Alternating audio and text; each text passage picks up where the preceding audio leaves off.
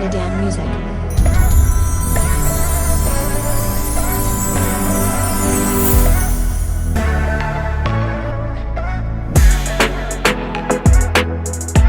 Good day, students. I'm Mr. Donaldson from JD Math World, and today we'll be doing some math. So today we'll be doing what we call standard form. Now, what is standard form?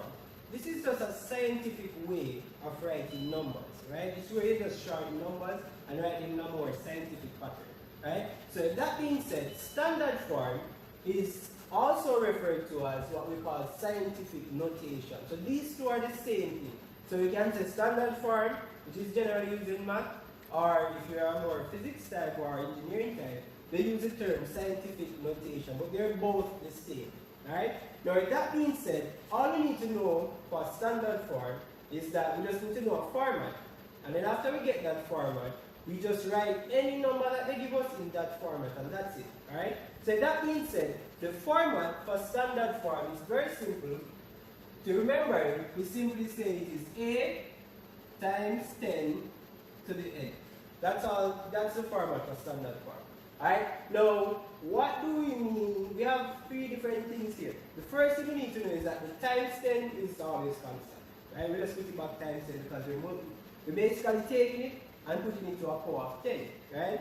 Now, the important part though is what the A represents. Right? So if you're getting the number, you need to bring it in the format where we have an A first. For the A now, all we need is just a single digit from 1 to 9. That's it. Alright? So whatever number you get, you just move the decimal point, you locate the decimal point first, and you move it until you have a single digit, which is either something from 1 to 9. Alright? So that's what the A represents. Alright? So if we to write it, this is a single digit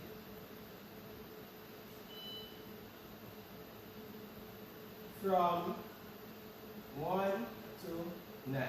Right? So that's what the A means. Now the times 10, as you said earlier, it is constant. It will always be there.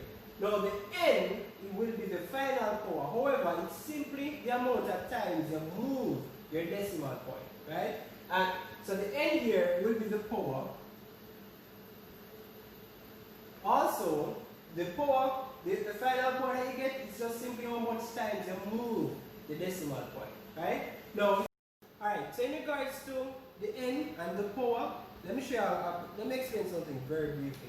So if I have the decimal point here, students, right? If I move behind the decimal point, then the power that you get will be a negative, right? So if I move 2 times behind the decimal point, the power would be negative 2, that's all, right? And if I move in front of the decimal point, the power will be a positive, right? So if I move 2 times behind the point, this would be a negative 4, right? So if I move 2 times behind, this would be negative 2. And if I move 2 times in front, this would be a positive 2, right? So that's all there is to the A and the N, right? The times 10 is mandatory, right? Because we're basically using it like powers at 10. Now, with that being said, let us try and attempt some questions. 1. Alright, so let's say we have a small number, a very easy number. Let's say we have the number 10, right? And we want to put 10 in standard form.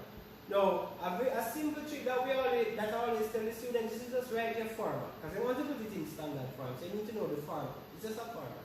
Right? So you need to write the format and then just put it in that format.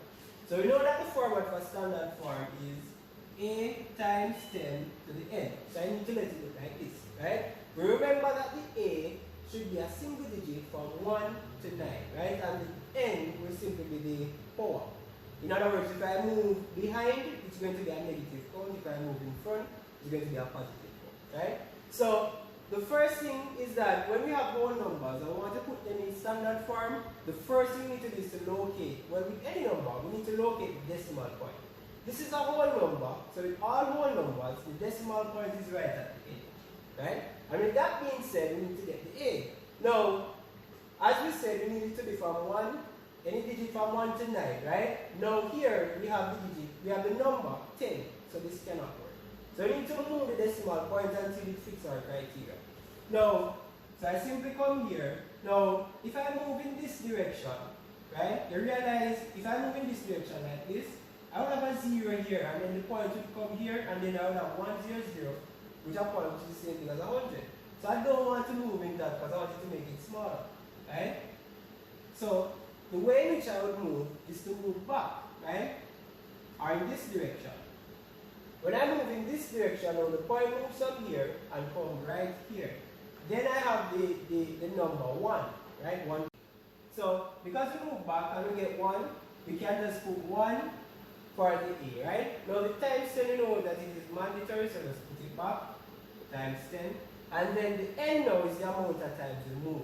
Now remember, if the point is here, if we go in this direction, it's going to be a negative curve, right? And if we go in that direction, it's going to be a positive curve.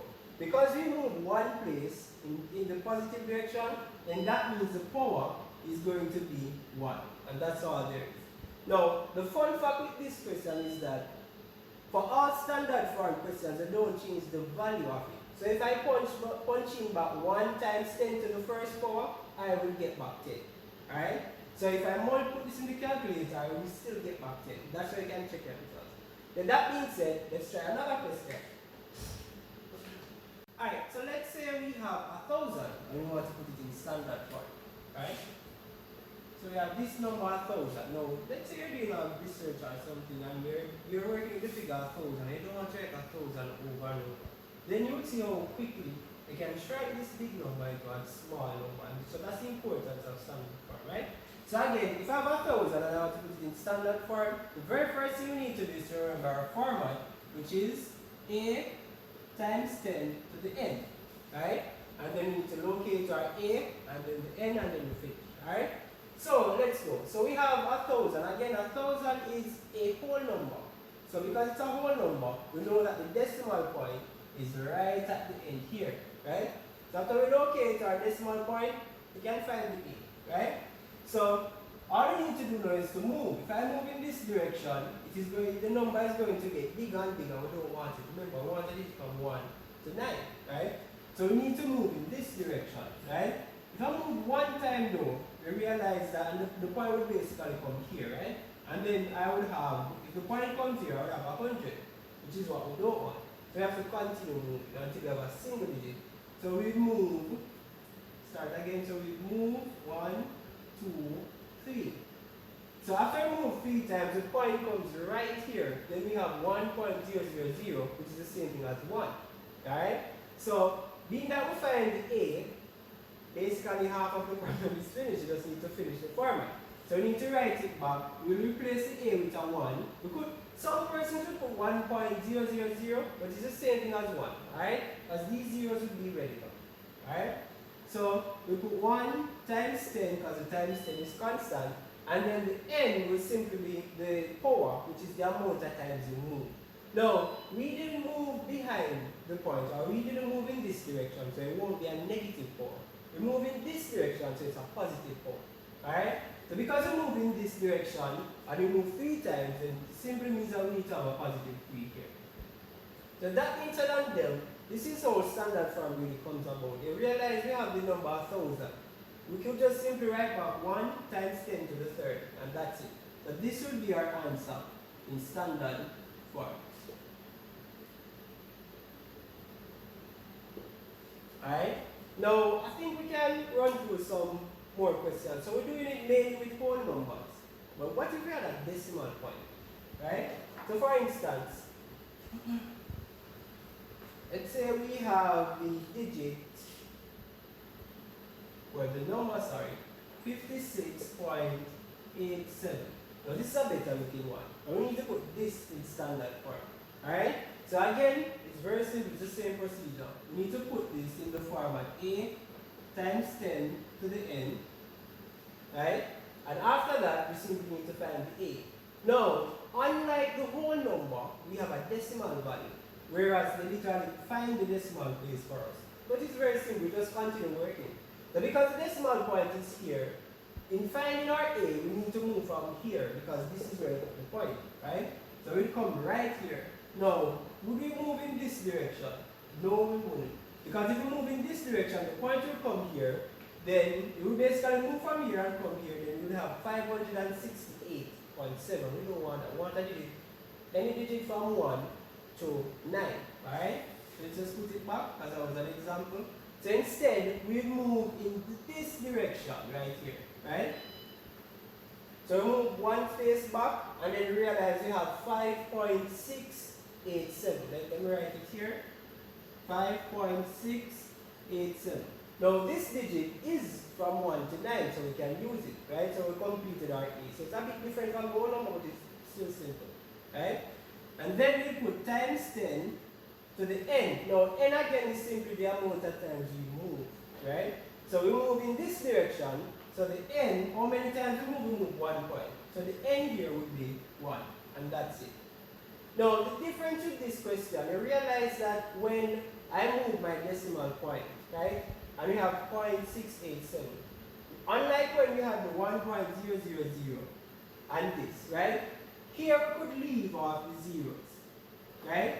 We could leave off the zeros. However, at this point, we have 0.678, I will leave it off. Now, this is because, as I stated, in standard form, you don't really change the value. So if you have points, if you have the decimal point and you have some digits behind it that are non-zero digits, are not captive zero digits, which you will see further on, then you basically, you have to put them back, right? So because we have 0.678, these are still relevant, so we have to put it back.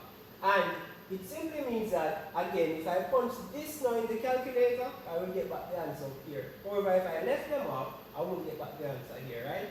So again, when I'm moving the point, and if you have like 5 point, or you have something point, and you have some digits behind that are non-zero, then not recurring non-zero digits, then you have to put it.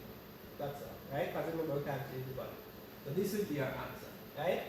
And that being said, it should be fairly easier now to do them. So we're just going to run through two easier, not easier, but simple questions, right? Let's say we have the digit 678.1, right? So if I have 678.12 and I need to put it in standard form, simple again, all you need to do, put it in the format, which is a times 10 to the n, right? After I get it in this format, we need to find our a. They located the decimal point again, so just move from where they located the point. So we move from here, and then we wouldn't move in this direction, we move here, right? So we move 1, 2. After I move 2 places in front of it, then you realize you have 6.7812. Again, because we move in the decimal place and we have non-zero digits behind it, we have to put it back because we don't want to change the value. And then it will be times 10 to the amount of times we move. Now, because we move 2 places back, 2 places in front, sorry, then that means that the power here will be at 2. Alright? And that's it. So, again, you just realize that it's going to recur and recur and recur. Right? Now, I am going to work 2 more questions, and then that's it. Alright? Alright, so what if we had a more easier one? If I have 3.14. And from this, you know that this is a very special number in math, right? It signifies something very special, which you know is pi. Even though it is 3.142, a more accurate one, but yes. So let's say we have the digit, well, the value for pi, the subsidized value for pi, and we want to put it in standard form, right? Again, it's the same principle. However, this one is a bit intriguing, right? So we know that our format would be a times 10 to the n, right? So we need to locate our a first, right? And look by finding our point and moving. So we put it back here. The point is right here. Now, we realize that the point being here, how many times will I move? Would I move 1 back? If I move 1 back, then I have 31 and I have a 2 digit, which is a low one. And if I move here now, if I move the point here, I would have 0 because there's nothing here, it's going to be a 0.3. And you realize that that will basically violate the rule here. So in this special case, you realize that for the a, we already have the a value. Because we already have a value, a single digit value, which is already from 1 to 9. Right? So it means that because it is already in this criteria, we put it back. But we just have a single digit in front of the point already. The work is done. So we put back 3.14. Right? And after we put it back, we just continue. So we have times 10 to the amount of times we move. Now in this case, how many times did we move? We basically did not move. So it would be a 0. Right? So this answer will be 3.14 times 10 to the 0. And that's the final, and that's the answer. This is a bit of a funny one. I know it might catch some of you guys, but right. Alright, so what if we wanted to get a bit more technical, or if I wanted to give you guys a question which should puzzle you, right? So now, what if I have a digit which is a lot less, well not a digit, a number which is a lot less different from what we're used to. So what if I have a number which is technically almost in standard form, but they'll bring it like this to you guys to see to test your thinking, right? So this question can also, if I have 32.5 times 10 to the third power, this can also be written in standard form, even though it seems as if someone was trying to put it in standard form, but it didn't do it correctly. So you can now work on this and put it in it. However, there's a little extra step that you'd have to take, a very minor step. So very quickly, luckily for us, it's the same procedure, right? So all you need to do is to remember our formula, which is a times 10 to the n. Alright? Now, with that being said, this digit here, 32.5, we just need to make it into the a. Alright? Now, so the point is right here, and as we know that we will go this way, because it will be 325, because the point will be here. So we need to move one pace back, or in front, sorry. Right? We need to move one pace in front, and then we realize that we would have 3.25. Alright? So we find our A already. Let us put back our times 10. Now, in this case, normally because we move one pace back, then it would be, because we move one pace in front, then we know that it would be, we normally put, we know that we would move a pace in this direction, right? Or behind the point, right? Because if we move behind the point, then we would have 325, which is what we don't want. So naturally, from what we know before, we would move one pace in front of the point, right here, right? And then we would have 3.25 times 10, and let's just break here. So immediately when we move in front, we realize that we got the A, right? Which is 3.25, which is still from 1 to 9, so we can use it. Or if you want to make it easier for yourself, it is still a single digit, so we can see it. Single digit in front with a small point, so we can use it, right? Now, normally, when we move one pace in front, it will just be 10 to the 1, right? Because we move one pace in front, 10 to the positive 1. However, in this case, we already had a power of 10 here, and this power was 3. So the confusion now would be what you would do. It's very simple. You simply need to put back the 3 and just add the 1 to it. Alright? So because you move one pace in front of it, and we know that it would naturally be 10 to the 1.